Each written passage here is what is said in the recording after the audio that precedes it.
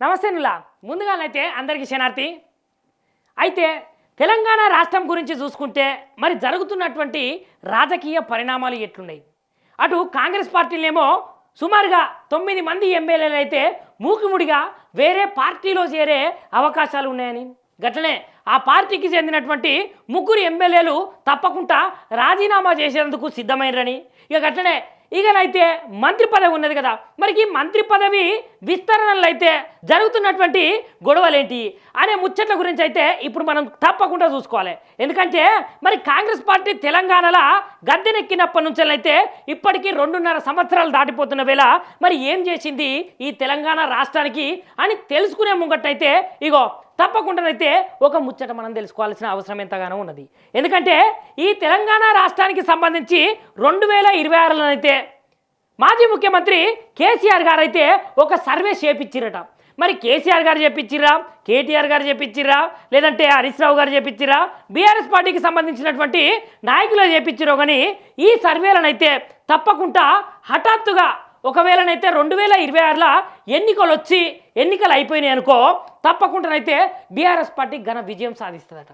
మరి ఈ పరిణామాలలోనైతే BRS party, Congress party, BJP party, అదేవిధంగా ఎంఐఎం పార్టీ ఎన్ని సీట్లు గెలుస్తుందో మనమైతే తప్పకుండా చూసుకోవాలి. ఎందుకంటే మరి తెలంగాణ పరిస్థితులనైతే గిట్లున్నది.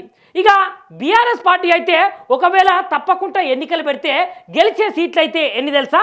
71 సీట్లలోనైతే బీఆర్ఎస్ పార్టీ ఉంటే కాంగ్రెస్ అయితే కేవలము 27 సీట్ల వరకే పరిమితమై ఉన్నది.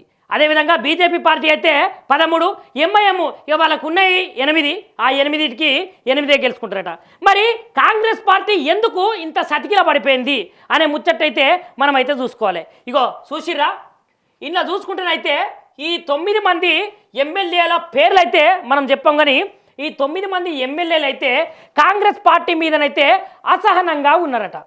మరి కాంగ్రెస్ పార్టీ మీద ఎందుకు అసహనంగా ఉన్నారయ్యా అంటే, మరి కాంగ్రెస్ పార్టీలకు చెందినటువంటి సీనియర్ నాయకులైతే ఈ ఎమ్మెల్యేలను కించపరచడము, వీళ్ళు చెప్పినటువంటి మాటలు వినకపోవడము, అదేవిధంగా ఈ మంత్రులు ఎవరైతే ఉన్నారో ఈ మంత్రులు వీళ్ళ నియోజకవర్గాలకు సంబంధించినటువంటి ఎమ్మెల్యేలకైతే నిధులైతే కేటాయించకపోవడము, ఇక ఇట్లాంటివి. మన తర్వాత ఈ జంపింగ్ ఎమ్మెల్యేలు ఎవరైతే ఉన్నారో ఈ 9 మంది, ఆ 9 మంది కూడా వీళ్ళకైతే ప్రాబ్లం చేస్తున్నారట. అందుకనే వీళ్ళైతే మూకుముడిగా ఒక పెద్ద లీడర్ను ఎంచుకొని ఆ పెద్ద లీడర్ త్రూ అయితే బీఆర్ఎస్ పార్టీలకు చేరుతారు అనే ఊహాగానాలు అయితే వస్తున్న వేళ ఇప్పుడు మనం దీని గురించి అయితే మాట్లాడుకుంటున్నాము. ఇక కాంగ్రెస్ పార్టీ ఇంత సతికిల పడిపోవడానికి గల కారణాలు ఏమున్నాయంటే, మెయిన్గానైతే లగచెర్ల, అదేవిధంగా హైడ్రా, దాని తర్వాత హెచ్సియు, ఇక దాని తర్వాత పోతే మొన్ననైతే వెలుగుమట్ల, ఇట్లా చెప్పుకుంటూ పోతేనైతే భూములే కావచ్చు, ఎక్కడ పడితే అక్కడ భూములనైతే తీసుకోవడము, పేదల ఇళ్ళనైతే కూలగొట్టడము, హెచ్సియు అంటే గవర్నమెంట్కు సంబంధించినటువంటి భూములను అమ్మకాన్ని పెట్టడము, ఇగో ఇట్లాంటివి అన్ని చేయబట్టయితే కాంగ్రెస్ పార్టీకి పెద్ద దెబ్బ పడ్డది.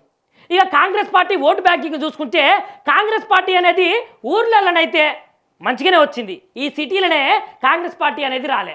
మరి ఊర్లలో ఎందుకు వచ్చిందయ్యా అని మనం మాట్లాడుకునే ముంగట్టయితే పాపం కేసీఆర్ గారు అయితే గత 9.5-10 సంవత్సరాలు పరిపాలించినప్పుడైతే అందరూ మంచిగానే ఉన్నారు. ఇక దాని తర్వాత కేసీఆర్ పరిపాలన మంచిగానే ఉన్నది. మరి రేవంత్ రెడ్డి కేసీఆర్ గారు చేసినటువంటి అభివృద్ధికి మించి ఒక్క అడుగు ముంగటేస్తున్నాడు. మరి అలది కానీ హామీలు ఇచ్చింది కదా, మరి ఈ హామీలన్నీ నెరవేరుస్తాడు అని జనాలందరూ నమ్మి మూకుముడిగా ఓట్లు గుద్దితే ఏకదమ్న పీటనెక్కి కూర్చొని ఇవాళ తెలంగాణ రాష్ట్రంలో ఉన్నటువంటి జనాల గొంతులు కోసే ప్రయత్నము, గొంతులు నొక్కే ప్రయత్నము చేస్తున్నాడు సీఎం రేవంత్ రెడ్డి, ఈ కాంగ్రెస్ పార్టీ ప్రభుత్వం. మరి చూసిర్రా, అసలు విద్యార్థులకు ఇచ్చినటువంటి హామీలేంటి, రైతులకు ఇచ్చినటువంటి హామీలేంటి, పెళ్ళైనలకు ఇచ్చినటువంటి హామీలేంటి, యువకులకు ఇచ్చినటువంటి హామీలేంటి, నిరుద్యోగులకు ఇచ్చినటువంటి హామీలేంటి, మరి ఈ హామీలన్నీ నెరవేర్చిందయ్యా అంటే నెరవేర్చలే. ఇచ్చిందేమో 420 హామీలు. మరి ఈ 420 హామీలల్లా ఏమో అమలైనవి చెప్పుర్రి. ఇచ్చినటువంటి 6 గ్యారంటీలల్లా ఏమన్నా వచ్చిందా? ఒక ఫ్రీ బస్ అన్నాడు. మరి ఈ ఫ్రీ బస్సు చేయబట్టి మహిళలు కూడా ఇబ్బందులు పడుతున్నారట. మరి 1 కోటి మంది మహిళలను కోటీశ్వరుని చేస్తాము అని చెప్పినటువంటి సీఎం రేవంత్ రెడ్డి గారు మరి ఎక్కడ ఎంతమంది మహిళలను కోటీశ్వరుని చేసిందయ్యా? మరి నిజానికి మహిళలను కోటీశ్వరుని చేస్తే మనకు కనపడాలి కదా.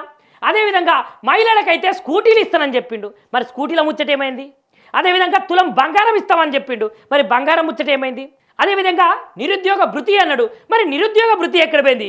కాబట్టి వీటన్నిటిని జనాలందరూ దృష్టిలో పెట్టుకొని తప్పకుండా ఈసారి కాంగ్రెస్ పార్టీని బొందబెట్టే ప్రయత్నమే చేస్తున్నారని మనకైతే సర్వేలనైతే తేలింది. మరి నిజానికి కేసీఆర్ గారు చేసినటువంటి మరి మంచి పనులు ఏంటి? ఎందుకంటే తెలంగాణ రాష్ట్రాన్ని బంగారు తెలంగాణ చేస్తామని చెప్పి బంగారు తెలంగాణ చేసి అప్పుడైతే మాట ఇచ్చిండు కదా. మరి నిజానికి కేసీఆర్ గారు ఉన్నప్పుడు ఏ విధంగా ఈ తెలంగాణ రాష్ట్రం అనేది అభివృద్ధి పదంలో నడిచిందంటే ఒక్కసారి నేనైతే చెప్తా, మీరు తప్పకుండా వినాల్సిందే. మిషన్ భగీరథ కేసీఆర్ గారు చేసిరు, 2000 పింఛను కేసీఆర్ గారు చేసిరు, అదేవిధంగా వృద్ధులకు వికలాంగులకు 4000 పింఛను కూడా కేసీఆర్ గారు చేసిరు, రైతు బంధు కేసీఆర్ గారు చేసిరు, రైతు బీమా కేసీఆర్ గారు చేసిరు, కళ్యాణ లక్ష్మి కేసీఆర్ గారు చేసిరు, షాదీ ముబారక్ కేసీఆర్ గారు చేసిరు, కేసీఆర్ కిట్టు కేసీఆర్ గారు చేసిరు, గ్రామ పంచాయతీలకు ట్రాక్టర్లు, డంపింగ్ యార్డులు, అదేవిధంగా హరితారము, శ్మశాన వాటిక, దళిత బంధు, కేసీఆర్ గొర్రెలు, ఆరోగ్య లక్ష్మి, అమ్మఒడి, కంటి వెలుగు, డబుల్ బెడ్రూములు, సబ్సిడీల మీద ట్రాక్టర్లు, కాళేశ్వరం ప్రాజెక్టు, కొత్త కలెక్టరేటు ఆఫీసు, దాని తర్వాత గవర్నమెంట్ దవాఖానాలు, బస్తీ దవాఖానాలు, మెడికల్ కాలేజీలు, గవర్నమెంట్ కాలేజీలు, బతుకమ్మ చీరలు, కొత్తగా ఏర్పరిచినటువంటి బతుకమ్మ కుంటలు, రైతులకు క్రాప్ లోను, 33 జిల్లాలు, 119 నియోజకవర్గాలు, 600కు పైచిలకు మండలాలు, 12,000కు పైచిలకు గ్రామ పంచాయతీలు, ఊర్లల్లో సీసీ రోడ్లు, 24 గంటల కరెంటు, ఔటర్ రింగ్ రోడ్లు, secretariat, IT hub, T hub, Durgam Cheruvu, Ambedkar statue, కనీ విని ఎరగని రీతిలో ఈ తెలంగాణ రాష్ట్రంలో అతిపెద్దగా స్థాపించినటువంటి ఏదైతే అంబేద్కర్ విగ్రహం ఉన్నదో ఆ అంబేద్కర్ విగ్రహాన్ని కట్టిన ఘనత కేవలము మాజీ ముఖ్యమంత్రి కేసీఆర్ గారికే దక్కింది. అదేవిధంగా SC హాస్టళ్ళు, BC హాస్టళ్ళు, minority హాస్టళ్ళు, Palle Pragathi, పల్లెలో ఉన్నటువంటి ఐకేపీ సెంటర్లు, 5 రూపాయలకే భోజనము, 108 అంబులెన్సు, పోలీసులకు నూతనంగా ఏర్పరిచినటువంటి కొత్త వాహనాలు, ఇవన్నీ ఇట్లా మనం చెప్పుకుంటూ పోతే కేసీఆర్ గారు చెయ్యలేంది ఏమున్నది చెప్పురి. ఇవన్నీ చేసిండు కదా కేసీఆర్ గారు. ఇవన్నీ చేసినందుకే ఇవాళ జనం అయితే కేసీఆర్ గారికి బ్రహ్మరథం పడుతున్నారు. నిజానికి ఇప్పటికిప్పుడు ఎలక్షన్స్ పెట్టినా కూడా తప్పకుండా బీఆర్ఎస్ పార్టీ ఘన విజయంగా గెలుస్తుంది అని చెప్తున్నారు. అంటే ఇది 2026 లెక్కల ప్రకారమే. ఇక 2028లో ఎలక్షన్స్ జరుగుతాయి కదా, అప్పటికి ఈ లెక్కలు మారుతాయనే చెప్పాలి. ఇక మన ప్రియతమ తెలంగాణ రాష్ట్ర ముఖ్యమంత్రి రేవంత్ రెడ్డి గారు ఏమేం గణతలు చేసిండో మరి ఆయన గురించి కూడా మనం మాట్లాడుకునే అవసరం ఎంతగానో ఉన్నది. కాబట్టి ఆయన గురించి కూడా కొన్ని పాయింట్లు అయితే మనం తప్పకుండా వినాల్సిందే, తప్పకుండా చూడాల్సిందే. హైడ్రాను తెచ్చిండు, కనీ విని ఎరగని రీతులనైతే హైడ్రాను తెచ్చి ఎక్కడ భూమిలో పడ్డా, ఎక్కడ ఇల్లులో పడ్డా ఎంబటే దన్న కూల్చేసే ప్రోగ్రామే పెట్టుకున్నాడు ఇటు సీఎం రేవంత్ రెడ్డి గారు. అదేవిధంగా ఇందిరమ్మ ఇల్లుల గురించి మాట్లాడుకుంటే మరి ఇందిరమ్మ ఇల్లులు ఎంతమందికి వచ్చినాయ్యా చెప్పురి. వాస్తవానికి పల్లెటూర్లలో చూసుకుంటే అసలు ఇందిరమ్మ ఇల్లు ఎంతవరకు వచ్చినాయి, ఎంతమందికి వచ్చినాయి? ఏంది వాళ్ళ కార్యకర్తలకు ఇచ్చుకున్నాడా, లేదంటే వాళ్ళ నాయకులకు ఇచ్చుకున్నాడా, లేకపోతే వాళ్ళ జపం చేసిన వాళ్ళకు, ఇందిరమ్మ మాట మాట్లాడిన వాళ్ళకు, లేదంటే వాళ్ళకే జోకిన వాళ్ళకైతే ఇందిరమ్మ ఇల్లు ఇచ్చిర్రా? ఈ ముచ్చట పక్క పెడితే ఇక ఫ్రీ బస్సుల గురించి మాట్లాడుకుంటే ఇగో మా అవ్వకైతే 2 కాళ్ళు లేవు, కాళ్ళ నొప్పులతోటి ఇందిరమ్మ బస్సు ఎక్కింది, గదే ఫ్రీ బస్సు ఎక్కింది. ఫ్రీ బస్సు ఎక్కిన తర్వాత మరి ముసలవ్వ కూసోవాలా వద్దా? ఒక్కలంటే ఒక్కరు కూడా సీట్ ఇచ్చే పరిస్థితి లేదు. మరి ఎందుకయ్యా ఈ ఫ్రీ బస్సు పెట్టిర్రు? మరి ఫ్రీ బస్సు వల్ల మహిళలు లబ్ధి పొందుతున్నారా అంటే జుట్లు పట్టుకొని కొట్టుకునే కాలమే వచ్చింది. అసలు కొట్టుకుంటున్నారు కూడా. ఇక రేవంత్ రెడ్డి గారు వాళ్ళు మాట్లాడుకునే మాటలు కనుక మీరు వింటనైతే తలికే పట్టుకోవాలి. మరి అట్లున్నది. ఇక ఈ ఫ్రీ బస్సు గురించి పక్కకు పెడితే 200 యూనిట్ల కరెంటు, మరి 200 యూనిట్ల కరెంట్ అయితే నా ఇంటికైతే రాలేదు. మరి మీకు వచ్చిందో రాలేదో నాకైతే తెలియదు, కానీ జనాలు ఈ ముచ్చట మీకే వదిలేస్తున్నా. ఇక దాని తర్వాత ఉద్యోగాల గురించి మాట్లాడుకుంటేనులా, మరి తెలంగాణ రాష్ట్రంలో నిరుద్యోగులకు ఉద్యోగాలు ఇచ్చినటువంటి ప్రభుత్వము ఈ ఇందిరమ్మ ప్రభుత్వము, ఈ ప్రజాప్రభుత్వం అన్నాడు కదా. మరి సీఎం రేవంత్ రెడ్డి గారే ఆయనతోటి ఆయననే 17,000 ఉద్యోగాలు ఇచ్చినామని చెప్పుకున్నాడు కదా. మరి 17,000 ఉద్యోగాలు ఇస్తారా? ఇక దాని తర్వాత 500 రూపాయల బోనస్ ఇస్తా అని చెప్పిండు. మరి బోనస్ వచ్చిందా రాలేదా ఇక మీకే తెలియాలి. ఇక రేషన్ కార్డుల ముచ్చట్నైతే రేషన్ కార్డులని పెట్టిండ్రులా మొన్నటికి మొన్ననైతే బారులు తీరుకుంటా లైన్గా వచ్చి రేషన్ కార్డులకు కొత్తగా పెళ్లి అయిన వాళ్ళు, దాని తర్వాత పాతోళ్ళు కొత్తోళ్ళు అందరు కలిసి అప్లికేషన్ పెట్టుకొని అప్లయింగ్ చేసిర్రు. మరి వాళ్ళకన్నా వచ్చిందా అంటే వాళ్ళకు కూడా రేషన్ కార్డు రాదు. ఎందుకంటే ఇది ప్రజాపాలన, ఇది ప్రజాప్రభుత్వం కాబట్టి తప్పకుండా రాదు. ఇక ఇంకొక ముచ్చట, రైతు భరోసా. మరి రైతులందరికీ రైతు భరోసా వేసిండా అంటే కొంతమందికి వేసిండట, కొంతమంది అయితే చెప్తున్నారు వేసిండని. ఇక దాని తర్వాత అడపదడపన వేసిండు ఇక వాళ్ళకు కూడా. ఇక జీరో వడ్డీ రుణాలు, ఇక జీరో వడ్డీ రుణాల గురించి చెప్పుకుంటున్న ఆయన ఇక బ్యాంకుల కాడికి పోయినా ఆ రైతుల గురించి ఆ మహిళల గురించి మాట్లాడుకుంటే మాకు జీరో వడ్డీ రుణాలే చేయలేదు అని చెప్తున్నాడు. మరి ఈ ముచ్చట్లన్నీ ఈ ఘనతలన్నీ తెలంగాణ రాష్ట్ర ముఖ్యమంత్రి రేవంత్ రెడ్డి గారికే దక్కుతాయి. చూసిర్రా ఎవల పరిపాలన బాగున్నది, ఎవల పరిపాలన ఎట్లున్నది.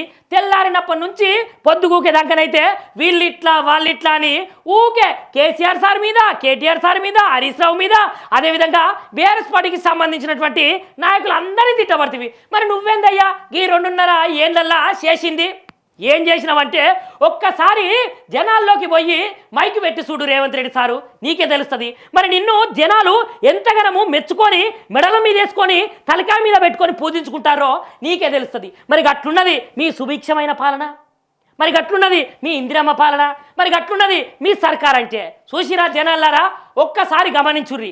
ఎందుకంటే తెలంగాణ రాష్ట్రంలో ఇన్ని అన్యాయాలు, ఇన్ని అక్రమాలు, ఇన్ని కుట్రలు, ఇన్ని కుతంత్రాలు, ఇన్ని భూదందాలు, భూ స్కాములు జరుగుతుంటే ఇగో పొంగులేటి అయితే వాళ్ళ మంత్రే కదా. మరి పొంగులేటి శ్రీనివాసరెడ్డికి ఎందుకు నువ్వు సపోర్టింగ్ చేసుకుంటా మాట్లాడుతున్నావు? మరి తీసుకుపోయి ఆయన లోపలేయచ్చు, లేదంటే వాళ్ళ కాంట్రాక్ట్లు, వాళ్ళ కన్స్ట్రక్షన్స్ కూలగొట్టచ్చు, లేదంటే వాటిని బ్యాన్ చేయొచ్చు. మరి ఎందుకు చేస్తలేవు అని జనాలు అయితే అందరూ అడుగుతున్నారు. ఇక మంత్రి పదవుల గురించి మాట్లాడుకుంటే పాపము మీ పార్టీకి సంబంధించిన వాళ్ళే సీనియర్ నాయకులు అయితే చాలా ఏళ్ళ బట్టి ఇదే పార్టీని పట్టుకొని, ఇదే పార్టీ కండువా, ఇదే పార్టీ జెండా భుజాన మోసుకొని ఇన్నేళ్ళు కష్టపడ్డారు కదా. మరి వాళ్ళ గాదని చెప్పేసి కొత్తగా పొంగులేటికి, అదేవిధంగా వివేక్ వెంకటస్వామికి, దాని తర్వాత మన వ్యవసాయ శాఖ మంత్రి తుమ్మల నాగేశ్వరరావు సార్కు వాళ్ళు అట్లా నుంచి ఇట్లా రాగానే ఎంపటే పిలిచి మంత్రి పదవి ఇచ్చివి. మరి వీళ్ళ సంగతి ఎట్లా? మరి గందుకనే ఇప్పుడు ఈ 9 మందితో పాటు ఒక పెద్ద నాయకుడు, ఒక పెద్ద లీడర్ కూడా ఈ కాంగ్రెస్ పార్టీ నుంచి అయితే తప్పకుండా బీఆర్ఎస్ పార్టీకి వచ్చే అవకాశాలే ఉన్నాయి అని అయితే విశ్వసనీయ వర్గాలు చెప్తున్నాయి. తప్పకుండానైతే వచ్చేసారి కనుక ఈ కాంగ్రెస్ పార్టీ తప్పిదాల వల్లే ఓడిపోతుంది. తప్పకుండానైతే బీఆర్ఎస్ పార్టీ అధికారంలోకి వచ్చి తెలంగాణలో కారు గేరు మార్చి గులాబీ జెండా ఎగరేసి నీ అవ్వ తగ్గేదేలే అని మెరుపు పదంలా దూసుకపోతుంది కారు. చూసుకోరు జనాలారా. మరి మీకు ఆ ప్రభుత్వం కావాలా, ఈ ప్రభుత్వం కావాలా? కిందనైతే ఒకసారి కమెంట్ అయితే చేయండి.